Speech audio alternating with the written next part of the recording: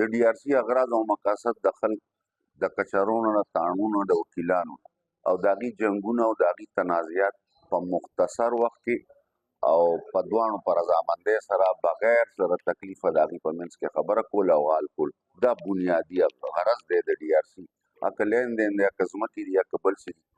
او د دې طریقې کار دا دی چې ډي پي او، ډي ای جي، ډي ایس پي او ایس ډي پي او دا مارکۍ درخواست د شکایت کننده نو ډي آر سي ته راځي. ډي آر سي په خپله څه درخواست ډایرکټ نه لي.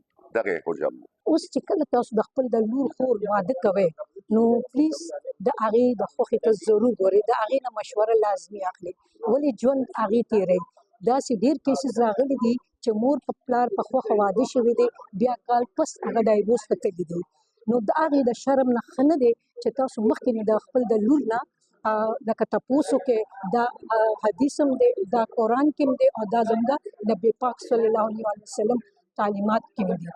زمونږ مسله دا وه چې زمونږ چې کوم دا تره کېږي د دې څه مسله وه د ځمکه خرڅ مرڅ یې کړی په بل کس باندې، خو دې څه بیا د انتقالاتو څه چینجز کې بسم الله الرحمن الرحیم. زما نوم سجاد ایډوکیټ د ډسټرکټ کورټ مردان سره تعلق لرم. مسله زمونږ دا وه چې زمونږ د تره څه انتقال کړی و، چا چې درخواست ورکړی و هغه ته څه انتقال کې بیا څه ایشوز دا راغلې وه چې یاره څه کمرشل د زري کې ځای اخیستی و، هغه کمرشل کې شوی و. نو هغه ډسپیوټ وه په دې دا چې دې کورټ ته تلو، 15 کاله به یې اخیستو، های کورټ سپریم کورټ پورې وتلو. د هغې د وجې زمونږ د ډي آر سي چې کوم معزز ممبران ناستې دي دې ډېر ښه طریقې سره په 10 منټو کې هغه مسله حل کړه.